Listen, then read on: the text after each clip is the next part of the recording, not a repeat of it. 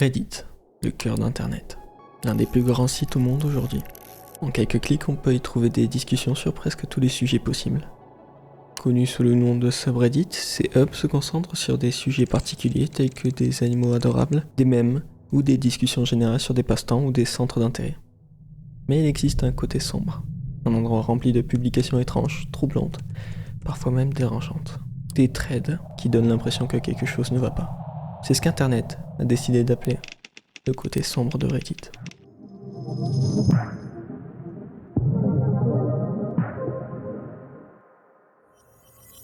Bonjour, ça fait un moment qu'on s'est pas parlé.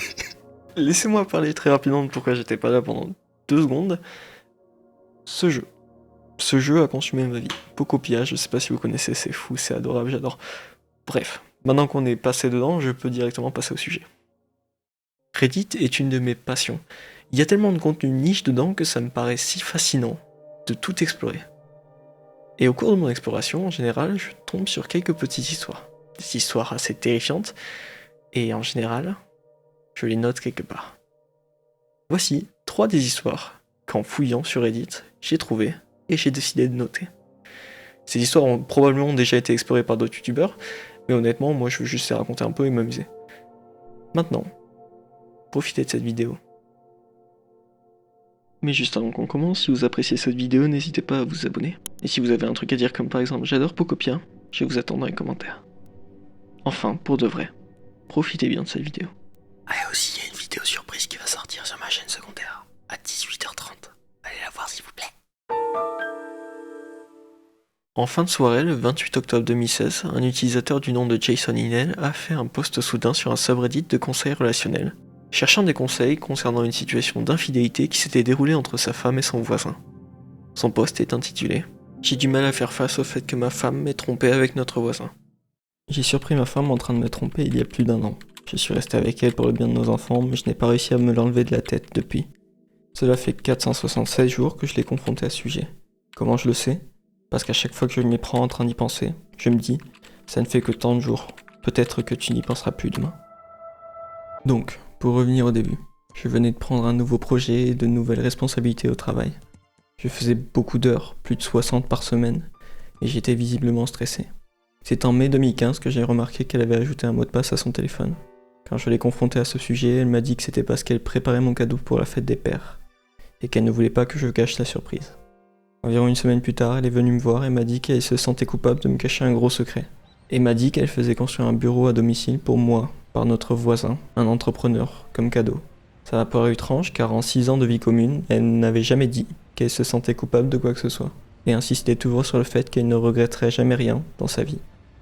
Le temps passe, son téléphone est toujours protégé par un mot de passe et les choses ne semblent pas normales.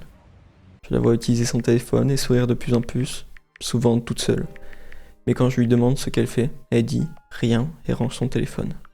Alors un matin, j'attends qu'elle aille prendre sa douche et je prends son téléphone avant qu'il ne demande le mot de passe. Je parcours ses messages et je découvre qu'elle écrit au voisin « Je suis toute couverte de glaçage. Tu veux le lécher ?» Il n'y avait pas d'autre message au voisin. Mais j'ai découvert plus tard que c'est parce qu'elle avait configuré son téléphone pour supprimer les messages après un certain temps. Je me suis senti mal à l'aise avec ça, mais je savais qu'elle avait un sens de l'humour pervers et je pensais qu'elle ne ferait jamais rien pour me blesser. Plus de temps passe et le voisin passe de plus en plus de temps chez nous, mais le bureau se termine de plus en plus lentement. Je ne peux pas m'empêcher de m'inquiéter que quelque chose ne va pas. Alors je commence à vérifier sa localisation avec Google Timeline. C'est à ce moment-là que je me suis rendu compte qu'il y avait de grands trous dans son historique GPS, parce qu'elle éteignait le GPS de son téléphone. Avance rapide jusqu'à juillet, et à ce moment-là, la paranoïa me rend fou. Alors je lui dis que j'ai besoin d'installer un nouvel antivirus sur son téléphone, et pendant qu'elle me l'avait déverrouillé, j'ai installé un logiciel d'antivol qui me permettrait de réactiver le GPS à distance. Et j'ai configuré AT&T Message Backup and Restore pour que je puisse lire tous ces SMS à partir de mon ordinateur. Le lendemain, ma mère a demandé de passer du temps avec mes 2 enfants. Donc ma femme les avait déposés chez elle et avait eu la journée pour elle seule. J'ai surveillé l'activité de ma femme depuis mon travail, alors qu'elle essayait de retrouver le voisin. Elle avait échoué parce qu'il était occupé sur un autre chantier. Le soir, nous avons récupéré les enfants chez ma mère et nous étions sortis dîner avec le voisin, sa copine et son fils. Ma femme et sa copine passaient du bon temps à voir, rire, plaisanter. Sa copine avait mentionné qu'elle aimerait voir Magic Mike XXL. Je leur ai dit que c'était une bonne idée et que je garderais les enfants. Donc ma femme et elle y sont allées, et le voisin et moi étions rentrés chez moi pour que les enfants puissent jouer ensemble aux jeux vidéo.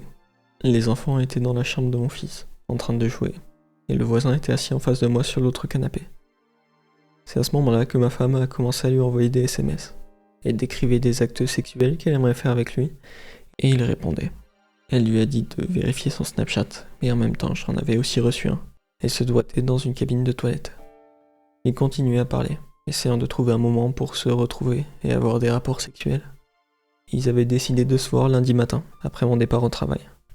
Donc, dans ma tête, j'avais déjà prévu de faire semblant de partir et de revenir pour les surprendre.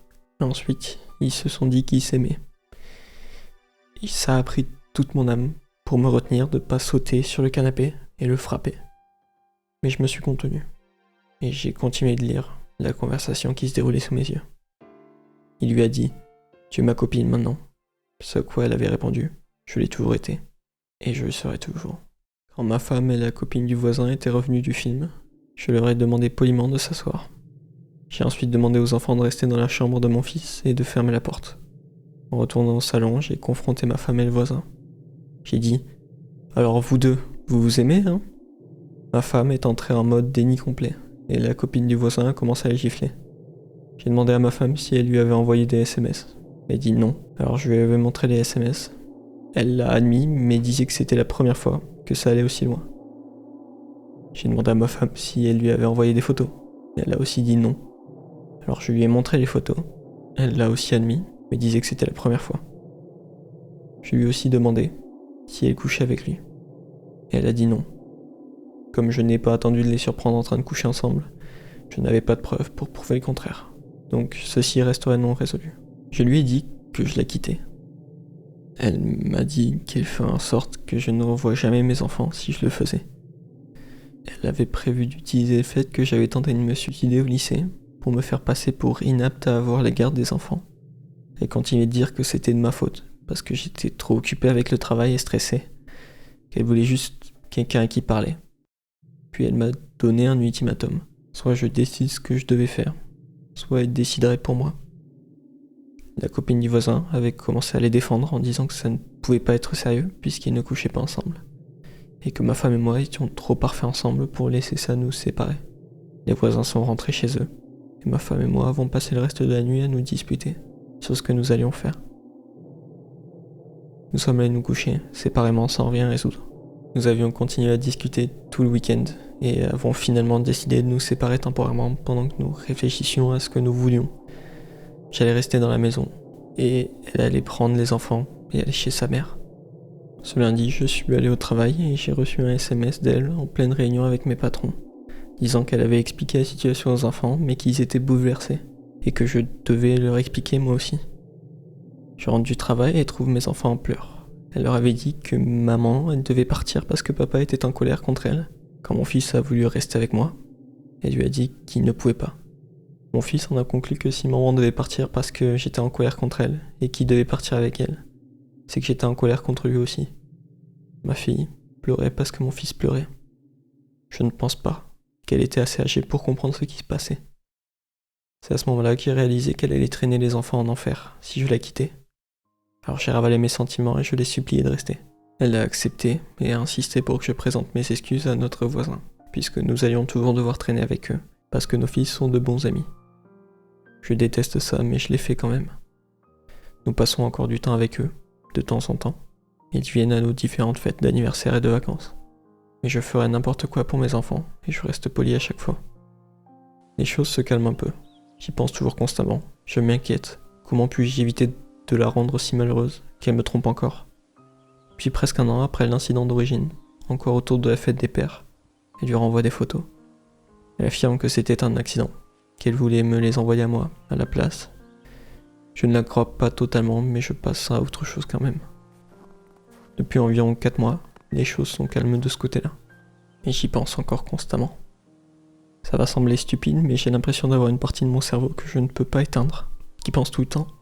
Avant, je l'utilisais pour résoudre des problèmes de programmation et ça faisait de moi quelqu'un de très bon dans mon travail. Mais depuis cet incident, la seule chose à laquelle je pense, c'est à elle, et lui, et si j'ai fait le bon choix. Mes performances au travail en ont souffert. J'ai l'impression de ne pas avoir dormi depuis des mois. J'ai peur qu'après tout ce temps, et le fait que je l'ai supplié de revenir, dire maintenant que je veux divorcer, ne la rende que plus vindicative envers mes enfants et moi. J'ai juste l'impression de m'être enfoncé dans un trou dont je ne pourrais jamais sortir. Je n'en ai vraiment parlé à personne. Je ne voulais pas en parler à ma mère parce que je pensais qu'elle traiterait ma femme différemment. Et je n'avais pas besoin qu'elle se dispute plus qu'elle ne le faisait déjà. J'ai essayé d'en parler à un ami, mais son conseil a été de mettre ma confiance en Dieu. Ce qui ne m'a pas vraiment réconforté étant donné que je suis athée.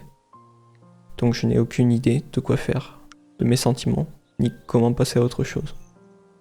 Son post a évidemment attiré beaucoup d'attention, faisant venir des utilisateurs de Reddit du monde entier qui ont donné leur avis sur ce que Jason devait faire. La plupart étaient stupéfiés qu'il ait décidé de rester avec sa femme, et le fait qu'elle ait en plus obligé à s'excuser auprès du voisin a encore plus énervé Reddit. Pour donner un exemple, voici quelques commentaires. Je n'arrive pas à croire que tu sois resté avec elle. Je n'arrive pas à croire que tu l'aies supplié de rester. Je n'arrive pas à croire que tu aies présenté tes excuses au voisin. Fous une raclée à ce vieux type. Va voir un avocat. J'espère que tu as gardé toutes les preuves. Et parle-lui des moyens d'obtenir la garde de tes enfants. Ta femme est une connasse. Tu essaies de gérer ça seul, mais tu devrais consulter un avocat dès que possible. Tu aurais dû le faire il y a des mois. Les menaces de ta femme ne devraient rien valoir tant que tu n'as pas obtenu l'avis légal d'un professionnel sur ta situation en cas de divorce. Tu ne rends pas service à tes enfants en restant dans un mariage qui repose maintenant sur des mensonges, l'infidélité et le harcèlement pur et simple. Elle t'a fait présenter tes excuses à ton voisin, et tu l'as fait. Allez mec, tu ne peux honnêtement pas dire que tu vois un futur ici qui ne soit pas un enfer sur terre pour toi. Alors, pour ton bien et celui de tes enfants, va voir un avocat dès que possible et suis ses directives à la lettre. À la surprise de beaucoup de monde, moi y compris, Jason prendra tous ses commentaires à cœur et publiera une update le 1er novembre. Update, je suis vos conseils. Au lieu d'essayer de réparer quelque chose qu'elle ne veut pas réparer, elle a refusé plusieurs fois de suivre une thérapie avant même que tout ça arrive. Je vais me sortir, moi et mes enfants, de cette situation. Je rencontre un avocat la semaine prochaine. Merci à tous de m'avoir aidé à réaliser à quel point j'avais la tête dans le cul. Bravo à toi, et bonne chance. Souviens-toi que la vie de l'autre côté sera bien meilleure pour toi comme pour tes enfants, et laisse cet espoir te soutenir quand les choses deviendront difficiles. Je me souviens de toi, tu fais ce qu'il faut, bonne chance. Mon seul conseil serait de ne rien lui dire de ce qui se passe tant qu'elle n'a pas reçu les papiers de divorce. Pour être honnête, j'aimerais arrêter cette histoire ici. Vous dire que des histoires horribles ont parfois une fin heureuse. Mais malheureusement, ce n'est vraiment pas le cas de cette histoire. Good evening, I'm Jeff Smith. Thanks for joining us. The Darlington woman who's accused of killing her 2 children says she's not guilty. Un peu plus de 2 semaines plus tard, au petit matin du 17 novembre, un appel est passé au service de police du comté de Montgomery, dans lequel une mère déclare avoir poignardé ses 2 jeunes enfants à mort. Montgomery County 911, where's your emergency? 203 South Madison Street, In what town? Darlington. Hey, what's going on there? I just stabbed myself and I killed my 2 children. La raison donnée, son mari a demandé un divorce. And what caused you to do this today? My husband wanted a divorce and wanted to take my kid. I won't let him have my kid. Okay, and how old are your children? 7 and 3. Le père des enfants, Jason Worley, dormait au sous-sol au moment du crime. Selon les documents judiciaires, Jason avait demandé le divorce mercredi. Les services d'urgence ont retrouvé ses enfants morts dans la maison familiale. Brandy Worley fut emmenée à l'hôpital pour être soignée d'une blessure par arme blanche qu'elle s'était infligée au cou. La police indique qu'elle sera officiellement inculpée de 2 meurtres à sa sortie. La mère des 2 enfants n'a fait aucune déclaration lors du prononcé de sa peine, et son avocat a affirmé qu'il n'y avait aucune explication à ses actes. Il y a beaucoup de parallèles entre cette histoire et celle de Reddit, la plus grande étant que le père partage le même prénom que le compte Reddit, et à l'époque, alors que tout ça se déroulait, beaucoup spéculaient que ça pourrait être la même personne.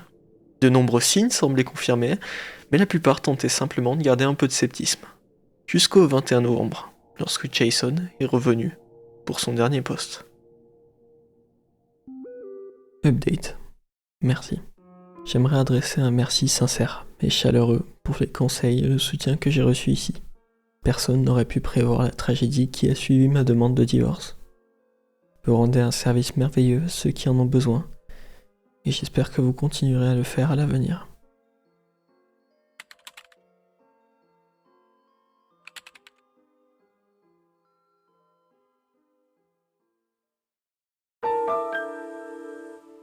Le 20 juillet 2021, un utilisateur du nom de Prolapsis publie un post sur r/RBI.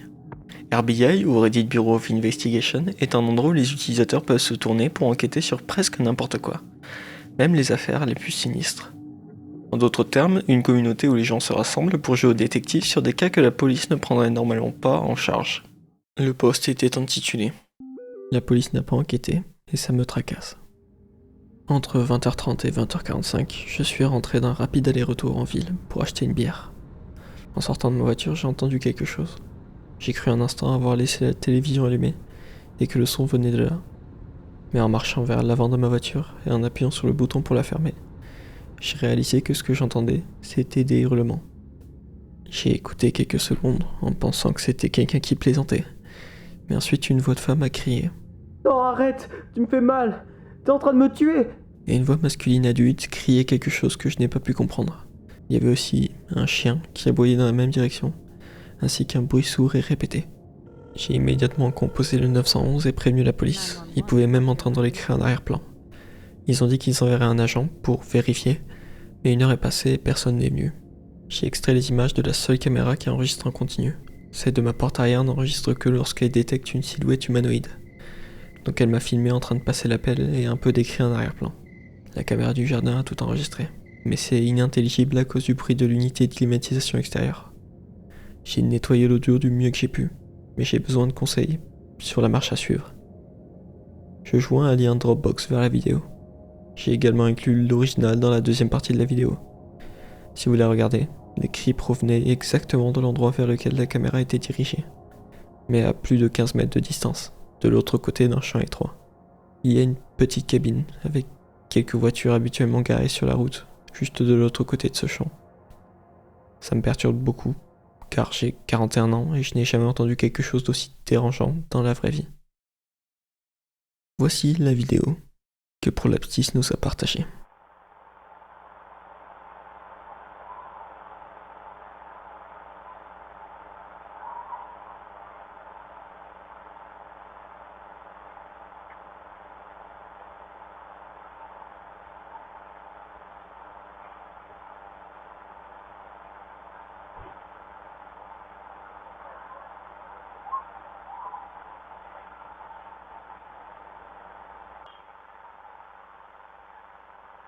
I'm not real sure the address. I'm at my home. Oui, ça aurait pu être un cri d'animal, c'est même l'hypothèse principale soulevée par les commentaires, mais Reddit a trouvé très étrange que malgré le fait d'avoir entendu des cris pendant l'appel, et qu'on lui ait dit qu'un agent viendrait, personne ne soit venu. Les commentaires l'encourageaient à les rappeler. Je rappellerai, s'ils ne viennent pas vérifier pour essayer d'aider une femme en danger, demandez à parler à un superviseur. Il n'y a aucune excuse pour ne pas se présenter, surtout après que les cris aient été audibles lors de l'appel au 911. Prolapsis répond et poste des petites mises à jour dans les commentaires. Les gars, je vais m'arrêter ici pour cette nuit. J'appellerai demain matin pour parler à l'opératrice qui était de service cette nuit-là. Ils m'ont dit qu'elle ne travaillerait pas avant le matin. Je vous tiendrai au courant quand j'en saurai plus. J'ai parlé à la police et ils m'ont demandé de venir là-bas pour qu'ils prennent ma déposition. Donc je vais y aller dans un moment. J'ai parlé avec eux et ils ont noté ce que j'ai dit. Je leur ai montré la vidéo, ils en ont des copies. Ils m'ont aussi dit de laisser tomber et de ne pas entrer sur la propriété, qu'ils géreraient tout. Donc je suppose que je vais juste devoir regarder les journaux et voir si quelque chose ressort. C'est tout ce que je peux faire. J'ai fait mon devoir et j'espère que tout va bien. Si ça se reproduit, dites simplement que vous avez entendu des coups de feu. Je suis presque sûr que la police va venir. Et si elle dit qu'aucune arme n'a été trouvée, dites juste que ça devait être des feux d'artifice. Après ça, plus aucune mise à jour. Prolapsis reprend sa vie normale et poste d'autres choses sur Reddit. Jusqu'à ce que 7 février 2022, une update apparaît. Bon, c'était un meurtre. L'année dernière, j'ai posté à propos du fait d'être rentré chez moi et d'avoir entendu une voix féminine crier pour sa vie. J'ai publié une vidéo avec l'audio de ma caméra et reçu de nombreux commentaires. Environ 2 mois plus tard, la maison d'où provenait le son était entourée de voitures de shérif. J'ai découvert qu'une personne âgée s'était donné la mort par balle, et que son fils était la seule personne à la maison. Et c'est lui qui a signalé que son père s'était tiré dessus. Avançons jusqu'à la semaine dernière. J'étais assis chez moi en train de regarder YouTube, quand j'ai entendu des coups de feu. Je vis à la campagne, et c'est courant, donc je n'y ai pas prêté attention. Il s'est avéré que c'était le son de sa fils assassinant sa mère. Il a tenté de se défendre en prétendant agir par légitime défense, mais il est accusé de meurtre. Je vis à côté et mes caméras de sécurité ont capté l'audio du meurtre. Elles ont également enregistré le véhicule utilisé par le fils pour sa fuite. Des détectives sont venus et repartis pour recueillir les images vidéo depuis une semaine. C'est un anéantisseur familial. Il examine maintenant également pour le meurtre de son père. L'affaire a été réouverte et il a été reconnu que mes appels et signalements étaient réels. 2 vies auraient pu être sauvées. Je vous partage le lien de l'histoire. Homme accusé d'avoir abattu sa mère. Dans un communiqué de presse, le bureau du shérif du comté de Highland a déclaré que la police avait reçu un appel d'un homme affirmant que sa mère s'était tiré une balle, samedi vers 20h. Lorsque les adjoints sont arrivés au domicile situé sur Hickory Trails, ils ont découvert le corps de Stephanie Chaney, âgée de 61 ans. Les enquêteurs ont indiqué que son fils, Tim Johnson II, âgé de 40 ans, avait admis avoir tiré sur sa mère lorsqu'il avait été interrogé à propos de l'incident. C'est terrifiant que ce soit arrivé, et c'est regrettable que la police n'ait pas répondu plus tôt aux inquiétudes de Prolapsis. C'est dégoûtant, et ça laisse un goût amer car ça aurait pu être facilement évité, mais malheureusement, vous avez vu le résultat. Au petit matin du 3 février 2017, un compte nommé AFH43 publia soudainement un message sur r/askphysique. Un subreddit où les gens peuvent poser des questions sur la physique et obtenir des réponses de la part d'autres personnes connaissant le sujet. Le message était extrêmement court. La théorie de l'immortalité quantique m'a plongé dans un état d'anxiété et de terreur pure au cours de la semaine passée. Est-ce vrai ? Ça a été réfuté ? J'en peux plus. Pour ceux qui ne savent pas ce qu'est l'immortalité quantique, c'est essentiellement l'idée que l'on ne meurt jamais vraiment. À la place, la conscience continue dans un univers parallèle où l'on survit. Selon cette idée, chaque fois qu'il existe plusieurs issues possibles à un événement, l'univers se divise en plusieurs versions, une pour chaque issue. Appliqué à la mort, dans une situation avec une chance de vous tuer et une chance de vous laisser en vie, il existerait toujours au moins un univers où vous survivez. Petite mise en scène pour vous aider à comprendre. Imaginez jouer à pile ou face avec une pièce. Si c'est pile, vous continuez à vivre, si c'est face, vous mourrez. Dans la vraie vie, j'ai une chance sur 2 de survivre, mais dans l'idée de l'immortalité quantique, à chaque lancée de pièce, l'univers se divise en 2. Dans un univers c'est pile et je suis vivant, dans l'autre c'est face et je suis mort. Mon esprit ne peut suivre que la branche où je suis encore vivant, donc pour moi c'est comme si la pièce tombait toujours sur pile, donc j'aurais l'impression de ne jamais mourir. AFH43 devint terrifié à l'idée de ne jamais mourir, piégé dans une réalité dont il ne pourrait jamais s'échapper. Pour réfuter sa théorie, un utilisateur nommé John Hasler répondit en disant « L'immortalité quantique signifie simplement que vous ne vous réveillerez jamais mort. Réfléchissez-y. Le seul état dans lequel vous vous observez toujours, c'est vivant. Ce n'est qu'un des problèmes avec cette idée. Un autre est que la mort n'est pas une transition quantique instantanée. C'est un processus lent et chaotique par lequel l'amas d'atomes que vous êtes actuellement heureux d'appeler moi devient tellement désorganisé qu'il est incapable de s'appeler quoi que ce soit, puis commence à sentir mauvais. Vous serez probablement présent pour une grande partie du processus et vous saurez ce qui se passe. Ne vous inquiétez pas, vous ne courez aucun risque d'être forcé de vivre éternellement contre votre volonté. AFH43 cessa de répondre à ce fil avant de publier sur r/advice.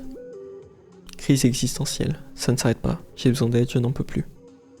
J'ai peur que, parce que je suis quelque chose dans cet univers infini, je sois toujours en vie. L'immortalité quantique, ça a tellement de sens pour moi et c'est en train de me ruiner ma vie. Que puis-je faire à ce sujet ? J'ai besoin de me reposer. Un utilisateur inquiet lui demanda « Souffres-tu aussi de dépersonnalisation ou de déréalisation ?» Ce à quoi il répondit « Oui. » Immortalité quantique. Je vais me suicider bientôt. C'est trop. Je n'en peux plus. Ceci fut publié le 9 février 2017 par AFH43. Le post fut immédiatement banni et personne n'a eu le temps de commenter. Et puis, silence. AFH43 ne publia plus jamais. Ou du moins, c'est ce que je pensais. En regardant YouTube pour m'assurer que je n'avais rien manqué, j'ai découvert qu'il y avait en fait 2 autres publications que je ne pouvais pas voir. Pendant que je récupérais après une crise psychotique / tentative de suicide, j'ai rencontré la seule fille dont je suis jamais tombé amoureux. À cause de mon état, ça n'a pas marché. J'envisage de la recontacter. Je suis AFH43, un habitué de ces vidéos histoires dark / creepy de Reddit. Je suis toujours en vie. Ça faisait longtemps que je ne m'étais pas connecté à ce compte. Je pensais qu'il avait été complètement oublié par tout le monde, mais après m'être reconnecté il y a quelques jours, j'ai vu que ma boîte de réception était remplie de centaines de messages de personnes me demandant comment j'allais, ou même si j'étais encore vivant. J'ai aussi vu que mon pseudonyme avait été mentionné dans beaucoup de posts Ask Reddit sur les histoires dark/creepy de Reddit. C'était extrêmement difficile à lire car j'essaie de ne pas trop penser à cette période de ma vie. Il y a presque 3 ans, je me suis réveillé un matin et mon esprit s'est simplement effondré. Je croyais qu'à cause de l'immortalité quantique, je ne pourrais jamais mourir et que par conséquent, je connaîtrais toutes les souffrances les plus terribles, encore et encore pour l'éternité. J'avais l'impression qu'il n'y avait aucune échappatoire. C'était comme une crise de panique d'une intensité maximale qui ne s'arrêtait pas pendant des semaines. Pour la première fois, j'ai compris ce qu'Émile Cioran voulait dire lorsqu'il disait « Nous redoutons l'avenir seulement lorsque nous ne sommes pas sûrs de pouvoir nous tuer quand nous le voulons ». Survivre à une tentative de suicide n'a fait qu'aggraver mes délires. Ce n'est que lorsque j'ai commencé un traitement antipsychotique, lors de mon séjour dans un hôpital psychiatrique, que j'ai commencé à reconstituer les morceaux de ma vie et à revenir à la normalité. C'est au cours de ce processus de reconstruction que j'ai rencontré une fille pour qui je suis complètement tombé. Nous sommes sortis ensemble quelques fois, nous nous sommes même embrassés. Mais à cause de ce que je traversais, j'étais tellement nerveux en sa présence que ça rendait les choses un peu gênantes. Et j'étais très fermé émotionnellement. Je pense que j'ai juste trop essayé de faire en sorte que quelque chose se passe. Je n'étais tout simplement pas prêt. Je me remettais encore d'une expérience véritablement traumatisante et horrible qui avait complètement brisé mon esprit. J'ai réellement commencé à redevenir moi-même, à sortir de ma coquille, seulement après que nous avons cessé de nous voir, et que j'ai entamé ma première relation avec une autre fille. Ma petite amie était une personne vraiment incroyable, et au cours de l'année passée avec elle, j'ai appris à profiter de la vie, à devenir libre, et à me libérer de mes angoisses. Je suis devenu ouvert, je suis devenu à l'aise avec moi-même, avec ce que j'étais, et avec les contraintes de mon existence. J'ai fait la paix avec mon expérience et mes délires. Aujourd'hui, je suis heureux, et maître de ma vie. Vraiment. Cette relation a pris fin il y a quelques mois. Depuis, je suis sorti avec d'autres personnes, mais je sens toujours que cette personne que j'ai embrassée il y a toutes ces années est la bonne. Je n'ai jamais cessé de penser à elle, même pendant ma dernière relation, surtout lorsque les choses tournaient mal. Je ne peux pas m'empêcher de me demander que se serait-il passé si nous nous étions rencontrés pour la première fois aujourd'hui. Même si je ne lui ai pas parlé depuis plus d'1 an. Je ressens encore ce sentiment écrasant de possibilités inachevées avec elle. Je me demande si je serai encore nerveux en sa présence. Je ne sais pas. Je me sens tellement différent maintenant. Mais je n'ai toujours pas cette réponse. Je songeais à lui envoyer un message sur Facebook pour lui demander si elle voulait sortir à nouveau un de ces jours. Juste pour voir si quelque chose avait changé ou si ça pouvait marcher. Je ne sais pas trop comment formuler ça, ni même si je devrais le faire. Je ne sais pas quoi lui dire. Après avoir traversé quelques pertes personnelles dans ma famille au cours de l'année passée, j'ai réalisé que la vie est éphémère, et que je n'ai pas grand chose à perdre. Alors comment puis-je aborder ça d'une manière qui ne soit pas complètement gênante ? On avait l'impression qu'il avait enfin trouvé la paix, qu'il acceptait la réalité et avançait enfin. Mais en 2020, il est de nouveau réapparu. Je suis toujours là. Malheureusement, je suis toujours là. Depuis quelques années, ma vie allait plutôt bien. Mais en ce moment, je traverse une dépression non liée et je suis à l'hôpital pour d'autres raisons psychologiques. J'aimerais pouvoir me suicider, mais j'ai encore trop peur. Peut-être que ça vaut la peine d'y faire face quand même. Je devrais affronter la mort un jour ou l'autre. Je suis coincé en enfer et ma vie est foutue. Il se peut que je me tourne vers la drogue pour avoir un peu de répit face à cette douleur incessante. J'ai juste besoin de dormir et de ne jamais me réveiller. Peut-être que ça peut devenir ma réalité. Je ne peux juste pas faire ça. Je me sens seul, je suis terrifié et engourdi en même temps. L'état par défaut de ma vie est la souffrance. Si quelqu'un peut m'aider à me dissuader de l'immortalité quantique, s'il vous plaît dites-le moi. Mais s'il vous plaît ne faites pas empirer les choses pour moi. Je suis en agonie. Le néant est une belle chose. Je veux juste partir. Je sais que ça a transféré la douleur à d'autres personnes et ça me fait me sentir horrible. J'aimerais ne pas avoir ces croyances. Si je ne les avais pas, je ne serais pas là en ce moment. Depuis mon dernier poste, on m'a diagnostiqué un trouble obsessionnel compulsif. Et ça explique beaucoup de choses. On m'a donné du Seroquel aujourd'hui pour m'aider à commencer à penser de manière rationnelle. Ça peut sembler stupide, mais cette situation a à voir avec un chagrin d'amour et des facteurs déclencheurs très spécifiques et absurdes liés à ça. Peut-être que ça semble stupide, mais j'ai trouvé l'amour, le véritable amour. Et maintenant il se pourrait que ce soit fini. La vie est souffrance, je souffre. Je voudrais que ce soit une douleur physique à la place. J'envie vraiment Émile Cioran. Le suicide était parfois un merveilleux fantasme pour lui. parce qu'à tout moment il savait qu'il pouvait s'échapper. Et ça lui apportait un immense réconfort. Mon esprit est brisé, et je ne pense pas pouvoir le réparer. C'était le dernier poste de AFH43. Il n'a plus jamais montré de signe de vie après ça. Les gens ont supposé qu'il avait encore une fois disparu et que cette fois, il ne reviendrait pas. Malheureusement, ces craintes seraient confirmées lorsque le 27 octobre, un autre utilisateur, maintenant supprimé, poste sur r/ama ou Ask Me Anything. Mon frère s'est suicidé à cause de l'immortalité quantique. Demandez-moi n'importe quoi. Mon frère l'a découvert et a paniqué de manière extrême pendant des semaines et des semaines, faisant constamment des posts pour demander les défauts de l'immortalité quantique et pour que les gens lui expliquent pourquoi c'était très probablement faux. Cependant, peu importe ce que les gens essayaient de lui dire, il ne semblait pas écouter. Il était déterminé. Il a ensuite publié des messages disant qu'il allait mettre fin à ses jours, parce que l'immortalité quantique devenait trop pour lui. Il a survécu. Quelques années passent et nous pensions qu'il allait bien, mais il a lâché prise à nouveau. Et cette fois, il n'a pas survécu.